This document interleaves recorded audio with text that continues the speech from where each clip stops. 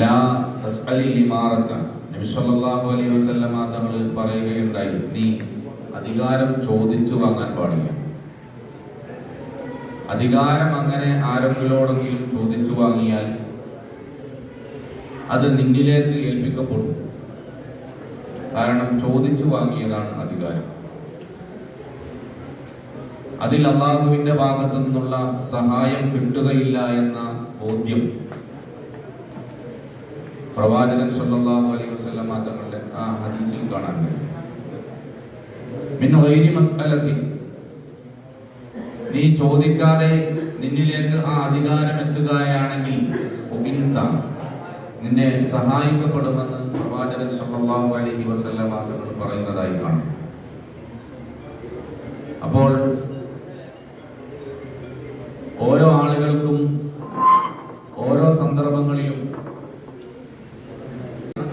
മേഖലകളിൽ അല്ലാഹു സുബ്ഹാനഹു വ തആല അധികാരങ്ങൾ നൽകി.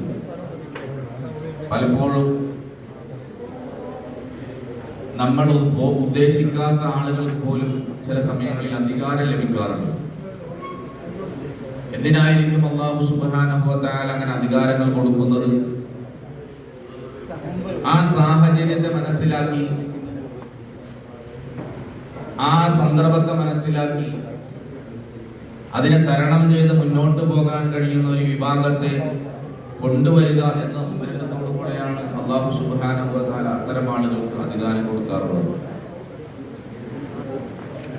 അതിൽ ഒരുപാട് ഭക്തിയന്മാരിരിക്കുന്നുണ്ട്. പല സ്ഥലങ്ങളിലും നമ്മൾ 3 കൊല്ലവും 4 കൊല്ലവും 5 കൊല്ലവും ഒക്കെ ജോലി ചെയ്യും. അതിൽ കൂടുതൽ കാലങ്ങൾ ജോലി ചെയ്യുന്നുണ്ടാവും.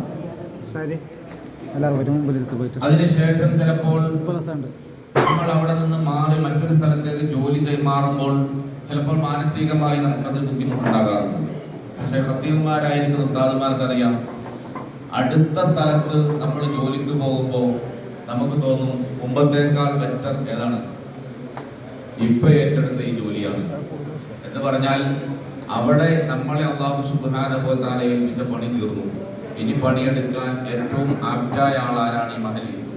നിങ്ങളാണ്. അതുകൊണ്ടാണ് നമ്മളെ അവിടെ കൊണ്ടുപോകുന്നത്.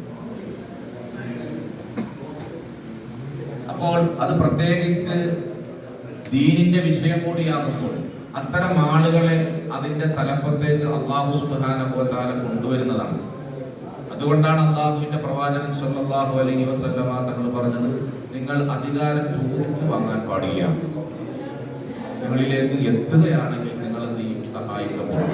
അധികാരത്തിൽ ഇരുന്ന് നോക്കി, അതാണ് രാഷ്ട്രീയത്തിൽ നമ്മൾ കാണുന്നത്. എന്താ? ഒരു സഹായമില്ല.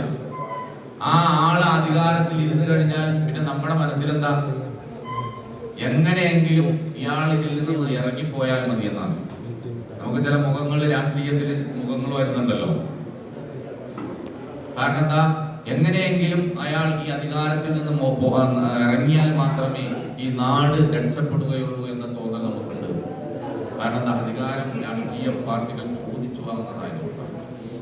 അതുകൊണ്ട് സമസ്ത കേരള ജംഇയ്യത്തുൽ ഉലമയായാലും അതിന്റെ പോഷക സംഘടനകളൊന്നും തന്നെ ഒരു രാഷ്ട്രീയത്തിന് വേണ്ടി പ്രവർത്തിക്കുന്നതല്ല, ദീനി ഖിദ്മത്തിന് വേണ്ടി പ്രവർത്തിക്കുന്ന സംഘടനകളാണ്.